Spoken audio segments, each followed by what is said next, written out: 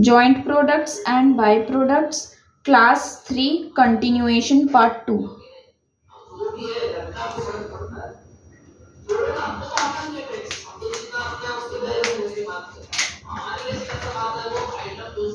Try कीजिएगा अभी दिन में जब क्लास ऑफ हो, मतलब ये वाला और उसके बाद अकाउंट्स का बीच के टाइम पे नीचे ना जाओ। अगर खाना खाना है कुछ मंगवा लो, बट नीचे मत जाओ, हालत खराब है। और अभी प्लीज पानी वानी पीते चलते रहो, हालत बहुत खराब है। मैंने कल 2 बच्चों का सुना जो राम मंदिर में चक्कर खा के गिरे हैं, और इवन मेरे घर में कल मेरे छोटे भाई की वाइफ का ऐसा ही हुआ कि वो ऑफिस से आई अपने, और वो आते ही हमारे घर में घुसते ही गिर गई चक्कर खा के, क्योंकि भयंकर धूप है, सन बर्न एकदम हो रहा है। ये तो डर के मारे पानी पी रहा। नीचे मत जाना, मतलब खड़ा होके नीचे मत खाना, मंगवा लो। ऊपर मना नहीं है, मत खाओ, खाओ मंगवा के खा लो, ऑर्डर कर लो, वो लोग आ जाएगा। जिसको भी तुम बोलेगा सब आता है आजकल फोन में, एक दिन फोन से मंगा के खा लो। सिर्फ वेज, नॉन वेज ऊपर नहीं आएगा। 6 नंबर एथिक्स के चक्कर में, और कुछ 6 पढ़ लिए सवाल।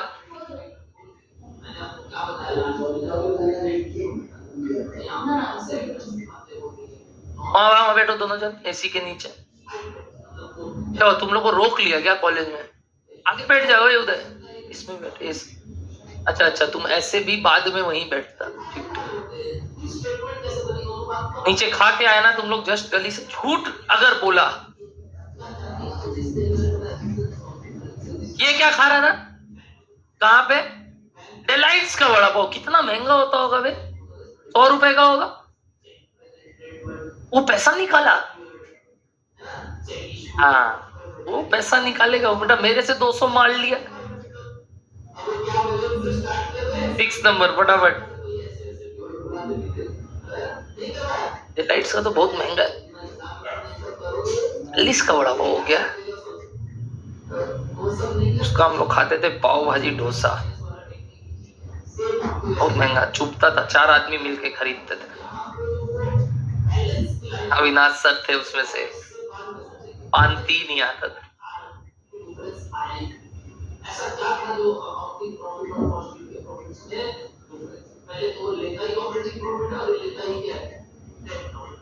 कौन सा मेथड से होगा सवाल बता सकते हैं? बताया ही नहीं method.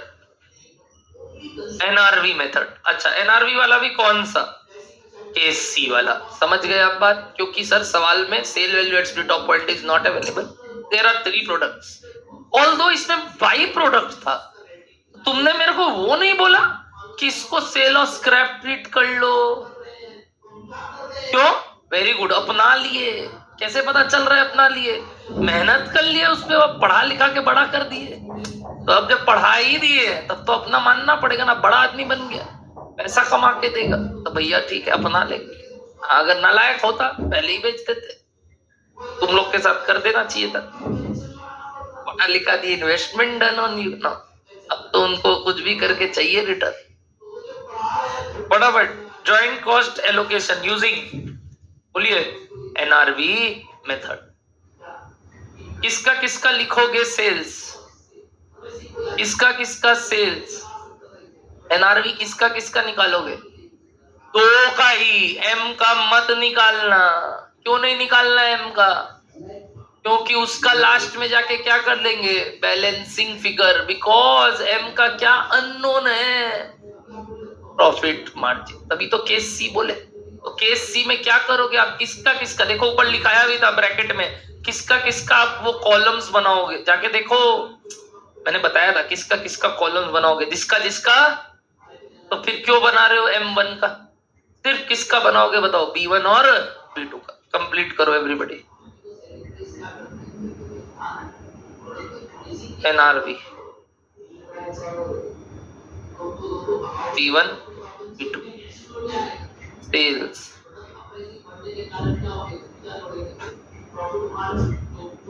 1800 into 40 70। Next 30 into 3000 90 minus profit margin available है कितना परसेंट, पहले वाले में 20, दूसरे में 30। अच्छा, एज अ परसेंटेज ऑफ, तो बच गए, as a percentage of sales ही दिया। ऑन कॉस्ट देता तो वो कन्वर्ट करना पड़ता। हाँ दोस्त, as a percentage of sales ही दिया, बच गए। तो बताइए कितना कितना आप निकाल सकते हो, 1 का 20 और 1 का 30। ऐसी एक और चीज माइनस हो सकता है और वो है सेलिंग एक्सपेंस, वो भी परसेंटेज ऑफ सेल्स दे दिया। माइनस हो सकता है फर्दर प्रोसेसिंग कॉस्ट, अमाउंट में दे दिया। ऊपर पिछले पन्ने में था वो अमाउंट 35 और 24। बाकी दोनों एज अ परसेंटेज निकाल लिया आपने। बताओ प्रॉफिट मार्जिन कितना,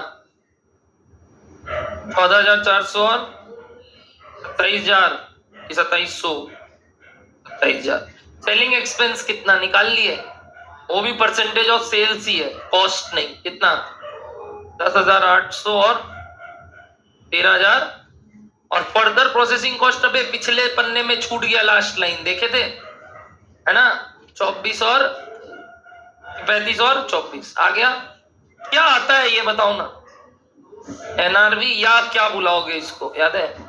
पिछले बार नहीं लिखा, इस बार लिख रहा हूं एस्टिमेटेड जॉइंट कॉस्ट, क्योंकि इस बार प्रॉफिट मार्जिन एलिमिनेट किए। बताइए क्या आया एस्टिमेटेड जॉइंट कॉस्ट, बोलो बोलो, 11,831। ये इधर आ, तो लिखा ही कैसे, तो गलत ही करेगा ना।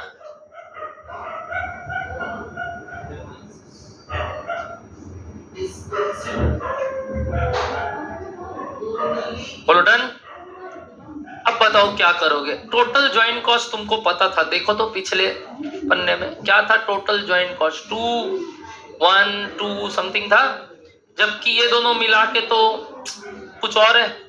और क्या इसी को एक्चुअल मान लेंगे, तो बैलेंसिंग फिगर किसको दे देंगे, मेन प्रोडक्ट एम को। समझ गए? तो बताओ ये, therefore assuming estimated joint cost as actual joint cost of B1 and B2, the remaining joint cost of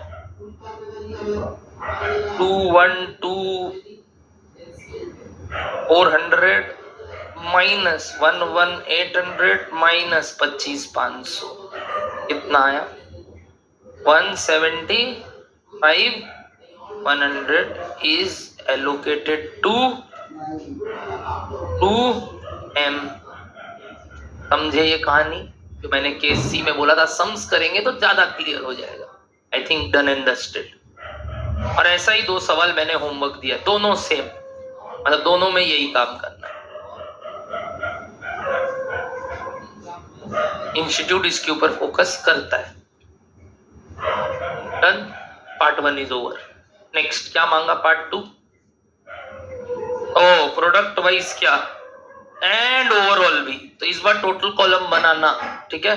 बताओ क्या क्या आएगा। Number 2 profit statement. अब किसको किसको लिखोगे कॉलम में, M1, B1, B2। इस बार टोटल क्यों बनाया, समझ गए ना, ओवरऑल। अब इतना तो मैंने आपको सब गुण संपन्न बनाया है, क्या पढ़ना सीख गए। कहां से चालू करोगे, very good, joint cost, very good, बच जाओगे, बट स्टॉक एडजस्टमेंट नहीं है, बट हमेशा ऐसे चालू करना। बताओ ज्वाइंट कॉस्ट अभी पार्ट 1 में निकाला, M1 का कितना, ऊपर से देख के 175,100, B1 का 11,800, B2 का 25, total 212। Done. Any further processing cost there और नॉट, चेक इट। M1 में है, M1 में देख लेना, नहीं है M1 में फर्दर प्रोसेसिंग में। B1 B2 में है, हाँ है ना, 35 और टोटल हो गया 59। इसके बाद ये टोटल ही क्या आ जाएगा हमारा, COP। क्या यही COGS है, Y क्योंकि सेलिंग एक्सपेंस नहीं, स्टॉक एडजस्टमेंट नहीं, तो क्या आ जाएगा ये 1 इतना। बट इस बार ये COS नहीं है, हाँ, because there are some selling expense. Total बताते चलिए प्लीज एवरीबॉडी, हम तो तुम से पहले कर भी चुके हैं। सेलिंग एक्सपेंस इफ एनी दिया है क्या? हाँ सर, इस बार तो M का भी है, और वो भी कितना सर? 20% ऑफ सेल्स, तो नए से निकालना पड़ेगा इसका। तो 4000 इंटू 100 पे बिक रहा है, इंटू 20%, कितना हो गया बताओ सेलिंग एक्सपेंस? 80,000। अबे ऐड हो रहा है, हाँ उल्टा चल रहे हैं, कॉस्ट निकाल रहे हैं। सेलिंग एक्सपेंस ऊपर वाले दोनों का, वैसे ऊपर भी आया हुआ था, वहां से चुरा सकते हो। 10,800 और 13,500 टोटल कर लीजिए। हाँ 1,04,000 टोटल TOS पहले वाले का 255, नेक्स्ट 5,7,600, नेक्स्ट 6,3,3, लास्ट 3,757। मैंने तो किया, देख लो, चेक कर लो राइट है क्या। लास्ट में क्या लिखना है? सेल्स सबका पता है, पहले वाले का 4 लाख, दूसरे वाले का सेल्स वैसे ऊपर निकाला हुआ है 7290। टोटल ऑफ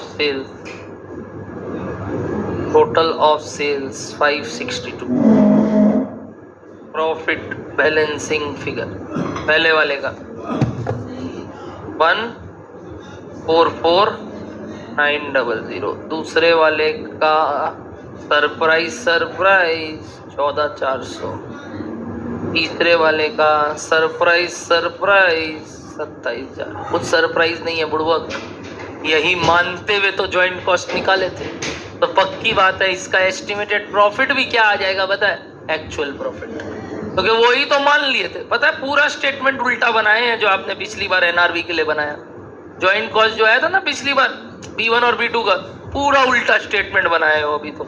ज्वाइंट कॉस्ट में पहले फर्दर ऐड किए, फिर सेलिंग कॉस्ट ऐड किए, सेल्स लिखे, बैलेंसिंग फिगर प्रॉफिट।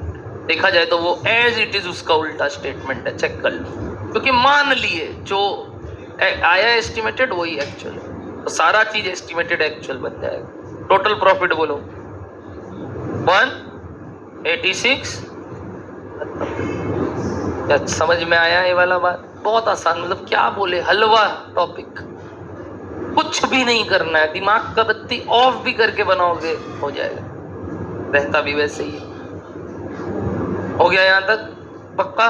2 सवाल होमवर्क दिए, कौन सा बता सकते हो? 7 और 8, वेरी इजी, सेम काइंड। आ जाइए क्वेश्चन नंबर 9 में। क्वेश्चन नंबर 9 में, और सुनिएगा, क्वेश्चन नंबर 9 में जो वैल्यू है ना, परसेंटेज आ गया रूपी की जगह, साइन चेंज करवाऊंगा बस। पेज नंबर कितना बोलिए? 131, क्वेश्चन नंबर 9। अच्छा बच्चा लोग, ये बन गया ना, बहुत स्लो हो तुम लोग, कॉपी मत किया करो, कैलकुलेटर में निकाल लो ना, ऊपर देखते क्यों? उसके बाद मैच हो गया सबका, ये पक्का मान लूं? मान लिया। आ जाओ, यहाँ पे देखो परसेंटेज लिखा है, उसको रूपी करो। तो मटेरियल प्राइस क्या लिखा हुआ था? पढ़ो। मटेरियल प्राइस में क्या लिखा है? पढ़ो। J@ वो 15 रुपया होगा, परसेंटेज हो गया। वैसे ही मटेरियल के बोलो, और एक ना नीचे चला गया भूल से, क्या? मटेरियल L कितना? ₹7। तो वो एक काम करो, आप ऊपर भी लिख सकते थे पूरा, ताकि आपको भूल से मेरा एंटर हो गया। बट अगर आपको नहीं लिखना है मत लिखिए, मेरे को मतलब नहीं है। मटेरियल L @ क्या लिखोगे बताओ? 7 पर kg। भूल से नीचे चला गया, मैंने ऊपर डाल दिया। अब बाकी सब ठीक है, यहाँ पे भी वापस रूपी, यहाँ पे तो चलो रूपी ही था। ओके एवरीबॉडी, बाकी सब ओके। अब आप पढ़ो ये सवाल। जब ये मई 23 में आया, अगेन वही टर्म जिसमें मैंने आपको काफी सारे चीजें और भी दिखाई थी, अच्छे आए थे। मेरे को बहुत प्यारा लगा ये सवाल, बहुत प्यारा, मई 23 के हिसाब से बहुत प्यारा। क्या हुआ?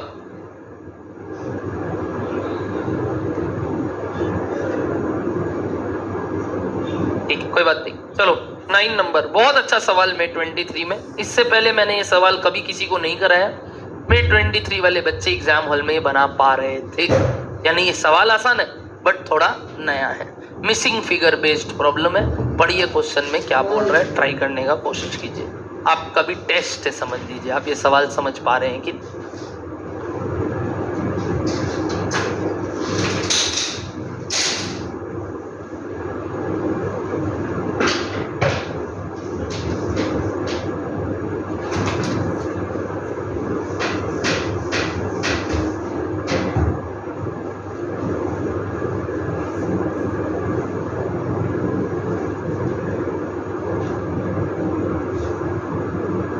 passes through 3 processes होगा, 10 हटा दीजिएगा।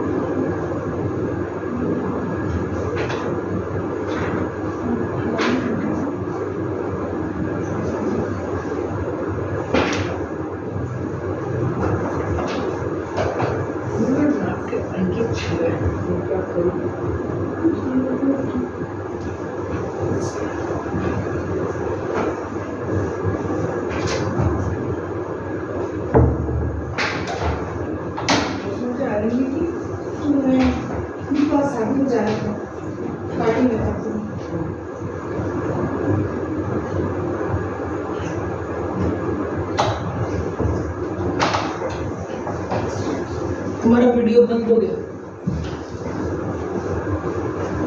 वो हटक दे बनी चल भाग।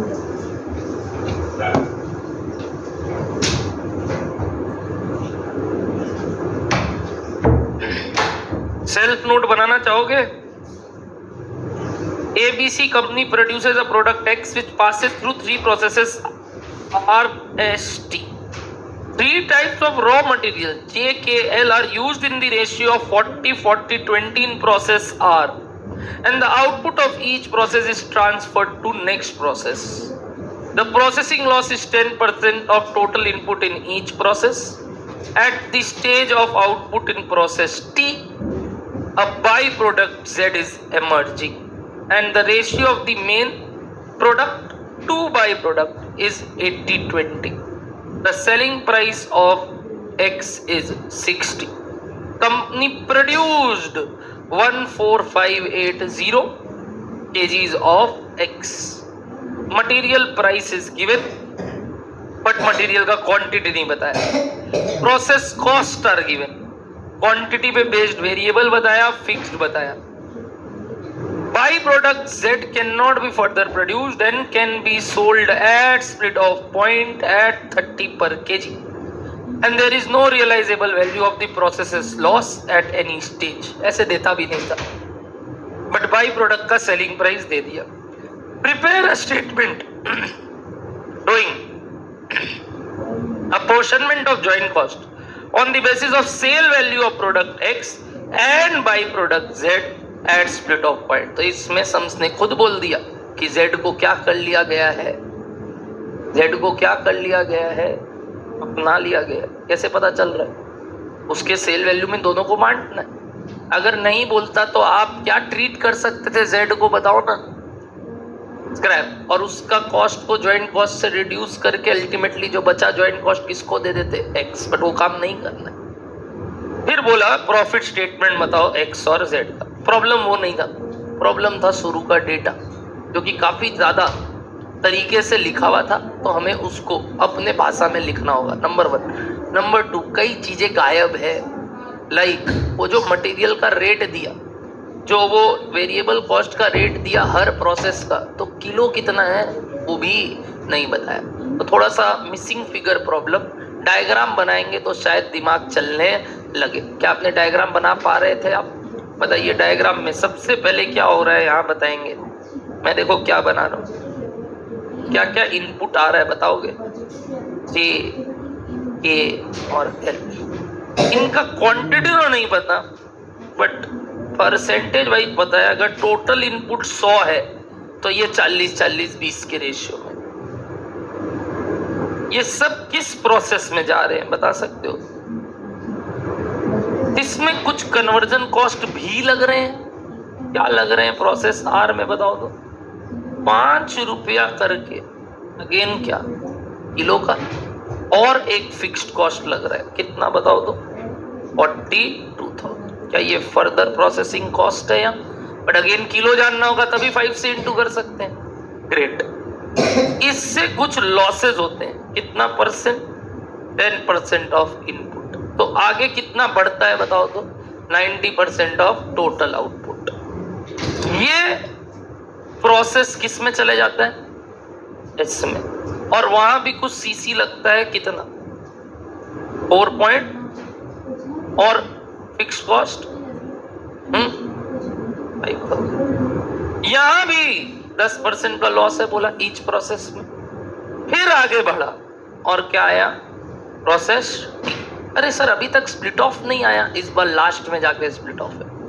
बताओ सीसी कितना लगा? रुपीस 3.4 पर केजी और फिक्स्ड 4,000। इधर भी 10% का लॉस। ये सारे लॉसेस के अलावा सवाल में टी के बाद स्प्लिट ऑफ पॉइंट दिया, तो what is the joint cost? इससे पहले तक सब जॉइंट कॉस्ट है, यानी सारे प्रोसेस के कॉस्ट, मटेरियल के कॉस्ट हमारे लिए क्या है? Joint cost. जिसको बांटना है किनके बीच में? प्रोडक्ट क्या एक्स और प्रोडक्ट क्या Z। प्रोडक्ट एक्स कितना निकला सवाल बता दिया अल्टीमेटली। बताओ तो कितना निकला? 1458 kgs है ना? ये दे दिया और बोला जो भी आउटपुट निकलता है ये किस रेशियो में निकलता है? 80 और 20। क्या इस माध्यम से आप Z का क्वांटिटी भी बता सकते हैं और इस पॉइंट पे टोटल आउटपुट भी बता सकते हैं? बस अब पीछे चलते रहना है, क्वांटिटी आते रहेगा। पहले वर्किंग नोट बनाइए on what? Calculation of output and input of each process. Good word बोला। क्या क्या बोला सुने? Output and input of each process. चलो निकालना चालू करो। रिवर्स निकलेगा, पहले टी फिर एस फिर आर। समझ गए? बन गया? Very good. बट ट्राई कर लो। ये सोचो एग्जाम में आया था पहली बार ऐसा कुछ, ये 3 प्रोसेस के बाद स्प्लिट ऑफ हो रहा है और उसमें भी मिसिंग फिगर। तो मुझे बहुत अच्छा लगता है जब एग्जाम में इंस्टीट्यूट ऐसे चीजें पूछता है जो बच्चे पहले कभी नहीं देखे हों। बट अगर उस प्रिसीशन के साथ एग्जाम हॉल में भी किया जाए तो आराम से बनेगा। और उल्टा सुकून का होता ना, एक राहत मिलेगा, आप लोग को चैन आएगा और प्लस आपको लगेगा yes we know something. Confidence to the power 3x हो जाएगा जब ऐसा सवाल बना लेते हो एग्जाम में कि हाँ यार हमको कुछ तो आता है। तो उस चक्कर में लोगों का मनोबल बनता है। बट वहीं जो आता हुआ भी नहीं बनता है तो पूरा टूट जाता है। तो ये सब सवाल बहुत अच्छा लगता है, बट लोग पढ़ के ही हिम्मत हार जाते हैं कि अरे बाप रे कैसे होगा। बनाओगे ऐसे सेल्फ नोट जरूर होगा। ये क्या था बताइए वापस से? हमारा सेल्फ। अब इसको हम वर्किंग नोट में जचाएंगे। क्या बोल के बताओ? Calculation of inputs and outputs of each process. चालू करो। किनका रेडी है?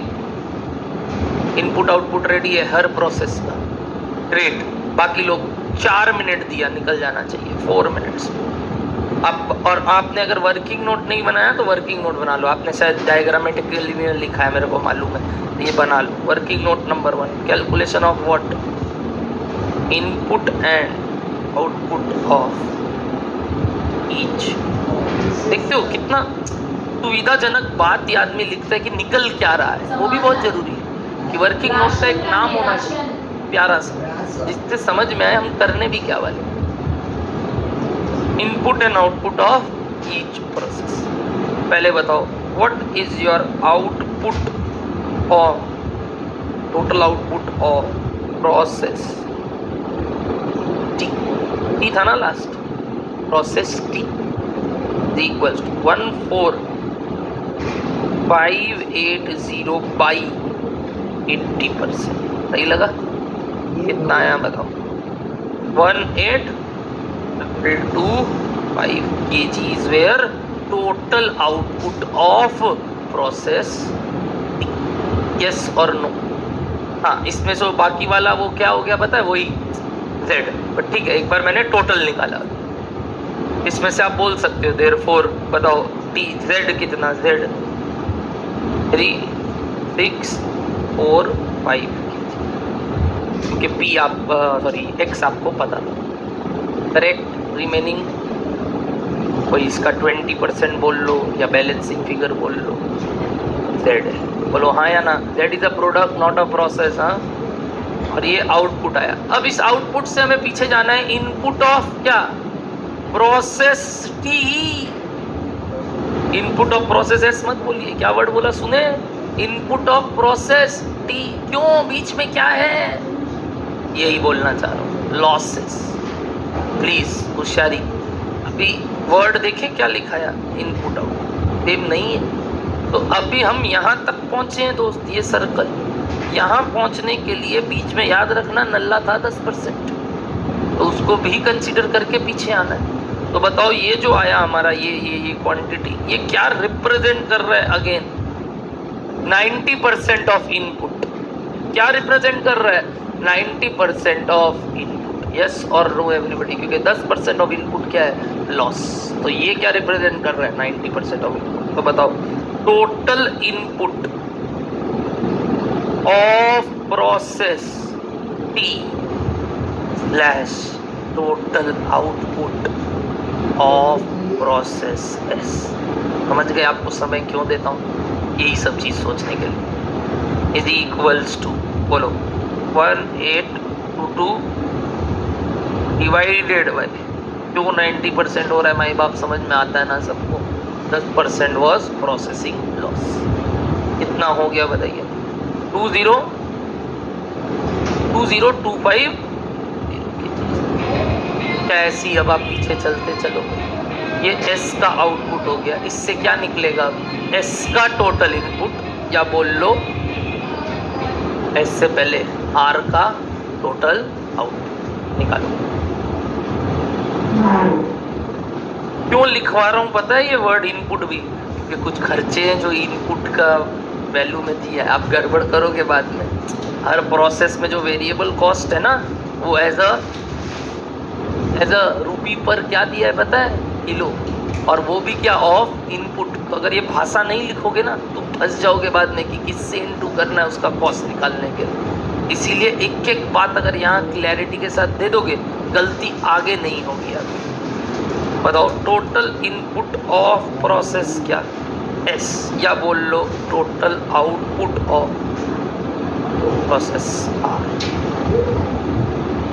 20250 kgs डिवाइडेड बाई सेम 90%, क्योंकि हर प्रोसेस में बोल रहा है वो लोग 90% टन। 22,000 करेक्ट। एक लास्ट काम, therefore total input of बोलो प्रोसेस आर। अब ये किसी का आउटपुट नहीं है क्योंकि ये फर्स्ट प्रोसेस है, इसका इनपुट ही है, which is equal to again